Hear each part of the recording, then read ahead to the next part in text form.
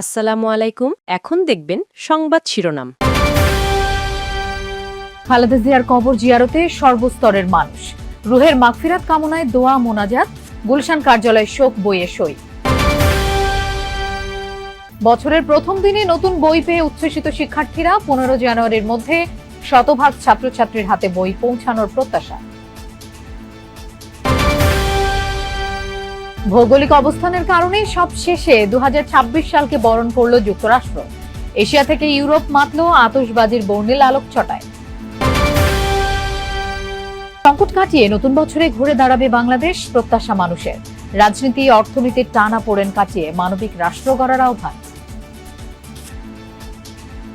এতক্ষণ দেখছিলেন সংবাদ শিরোনাম, এখন দেখবেন বিস্তারিত। সর্বসাধারণের জন্য উন্মুক্ত করে দেওয়া হয়েছে সাবেক রাষ্ট্রপতি জিয়াউর রহমান এবং সাবেক প্রধানমন্ত্রী বেগম খালেদা জিয়ার সমাধিস্থল।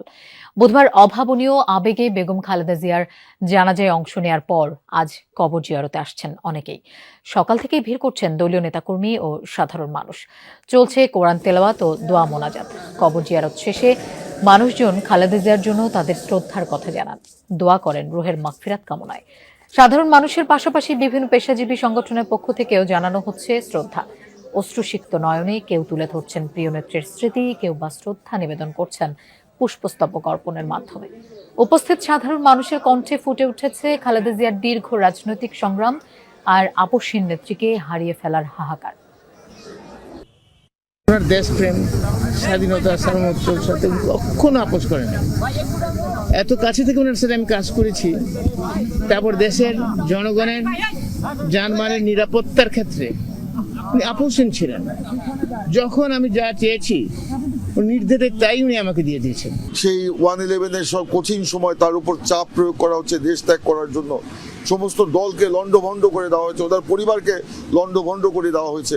তারপরেও তিনি কিন্তু সাহসের বাতিঘর হিসাবে তিনি দাঁড়িয়েছিলেন, আমাদেরকে সাহস জুগিয়েছেন। তিনি সেই নেত্রী। তো তাকে আমরা শ্রদ্ধা করি, আজীবন শ্রদ্ধা করব। কবর জিয়ারত করতে এসছেন সাবেক রাষ্ট্রপতি জিয়াউর রহমানের পাশে তার স্ত্রী সাবেক 3 বারের প্রধানমন্ত্রী বেগম খালেদা জিয়াকে গতকাল সমাহিত করা হয়েছে। সেখানে মানুষ জিয়ারত করতে এসছেন এবং তারা আল্লাহর কাছে প্রার্থনা করছেন তার জান্নাত কামনায়। এবং শুধু নেতাকর্মী নয়, খালেদা জিয়া যেই জনপদের মানুষের জন্য আজীবন সংগ্রাম করে গেছেন, এক স্থান থেকে অন্য স্থানে ছুটে গিয়েছেন মানুষের কাছে, সেসব জনপদের মানুষ আজকে এসেছে এখানে তাকে শ্রদ্ধা জানাতে, তার জন্য দোয়া করতে, তার জন্য। সারা দেশে চলছে নতুন শিক্ষাবর্ষের পাঠ্য বই বিতরণ কার্যক্রম। প্রাথমিক থেকে নবম শ্রেণীর শিক্ষার্থীদের হাতে তুলে দেওয়া হচ্ছে নতুন বই। বছরের শুরুতেই নতুন বই হাতে পেয়ে উচ্ছ্বসিত শিক্ষার্থী ও অভিভাবকরা। বছরের প্রথম দিন শিক্ষা প্রতিষ্ঠানগুলোয় বিনামূল্যে বই বিতরণ শুরু হয়েছে। শিক্ষা মন্ত্রণালয় জানিয়েছে 15 জানুয়ারির মধ্যে দেশের শতভাগ শিক্ষার্থীর হাতে বই পৌঁছে দিতে কাজ করছে মাঠ প্রশাসন ও সংশ্লিষ্ট বিভাগ। প্রাথমিকের সব বই দেয়া হলেও মাধ্যমিকের প্রায় 40% বই প্রস্তুত করা এখনো বাকি।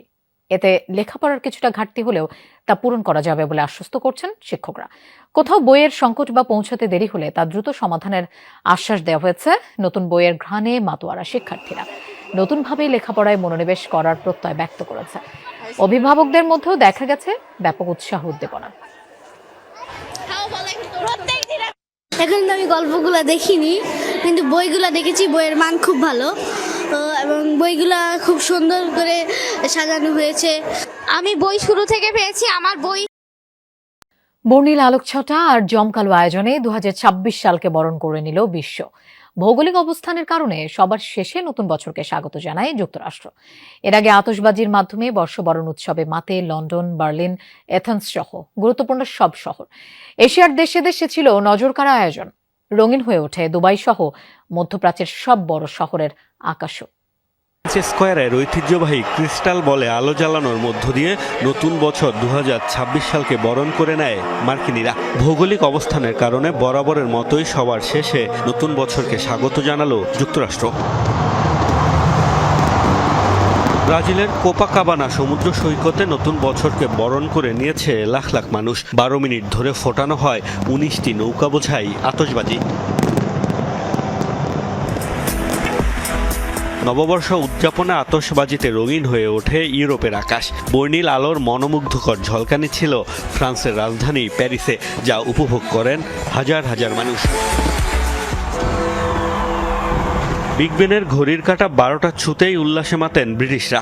2026 সাল বরণে চোখ ধাঁধানো আয়োজন ছিল লন্ডনে। আতশবাজির ঝলকানিতে বর্ণিল হয়ে ওঠে স্কটল্যান্ডের আকাশও। জমকালো আনুষ্ঠানিকতায় 2026 সাল বরণ করেছে গ্রিসের এথেন্স শহরের বাসিন্দারা। আয়োজনের কমতি নেই অন্যান্য দেশেও। ঐতিহ্যবাহী সাংস্কৃতিক আয়োজনে 2026 সালকে বরণ করেছে চীন। 33 বার ঐতিহ্যবাহী ঘণ্টা বাজিয়ে নতুন বছরকে স্বাগত জানিয়েছে দক্ষিণ কোরিয়ার বাসিন্দারা। বর্ষবরণের নানা আয়োজন ছিল থাইল্যান্ডেও। নতুন বছর বরণে তাইওয়ানের 101 তলা তাইপেই টাওয়ারে ছিল আতশবাজির মনোমুগ্ধকর প্রদর্শনী। ঘড়ির কাঁটা 12টা ছুতে সব সংকট কাটিয়ে নতুন বছরে ঘুরে দাঁড়াবে বাংলাদেশ, এমন প্রত্যাশা সাধারণ মানুষের। তারা বলছেন, ভোটের এই বছর পথ দেখাবে স্থিতিশীল মানবিক পথ চলার। সেই সাথে গণ অভ্যুত্থানের পরও 2025 সালে যা হয়েছে তা নিয়ে হতাশা আছে। রাজনীতির পাশাপাশি অর্থনীতির টানাপোড়েন কাটবে, অস্থিরতাও কমবে বলে বিশ্বাস করতে চান। 5 আগস্ট 2024, জুলাই অভ্যুত্থানের পর আকাশ সমান পরিবর্তনের স্বপ্ন। সেই ইতিবাচক আশা নিয়ে 2025 শুরু হলেও তা কতটা মিটেছে বড় প্রশ্ন বছর শেষে। বিশেষ করে রাজনীতির নামে হানাহানি, আইন শৃঙ্খলা পরিস্থিতি, একটা অংশের আইন নিজ হাতে তুলে নেওয়ার প্রবণতা বছর জুড়েই ছিল চোখে পড়ার মতো। ফলে ইতিবাচক বহু কিছু ছাপিয়ে এসব ঘটনা দাগ ফেলেছে জনমনে। সিকিউরিটি আমাদের একান্ত প্রয়োজন ভাই, আমাদের সিকিউরিটির খুব অভাব। মারামারি ধরাধরি রাস্তায় কেজ হয়ে এখনো যখন আমি কোনো পোস্ট দিই, এই মোরাল পুলিশিং এর ব্যাপারটা থাকে, তো এটা একটা ভয়ের ব্যাপার। আমি কখন টার্গেট হব আমি নিজেও জানি না। টাকা পাচার, চাঁদাবাজি দৃশ্যমান না হলেও ব্যবসা বাণিজ্যে গতি আসেনি গেল 1 বছরে, বরং ছিল নানা চ্যালেঞ্জ।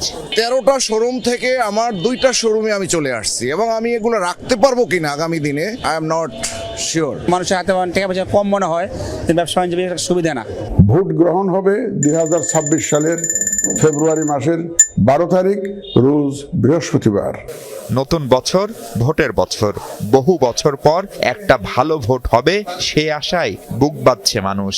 প্রত্যাশা একটাই, নির্বাচনের পর স্বাভাবিক হবে সবকিছু। গতি আসবে জীবনে, অর্থনীতিতেও। বন্ধ হবে সব ধরনের অস্থিরতাও। 2026টা একটি সুন্দর আবহ নিয়ে শুরু হবে এবং সেটা চলমান থাকবে। ল অ্যান্ড অর্ডার সিচুয়েশনের যে অবস্থা, এই কারণে আসলে নির্বাচনটা ইম্পর্টেন্ট। সুষ্ঠু নির্বাচন হওয়ার পর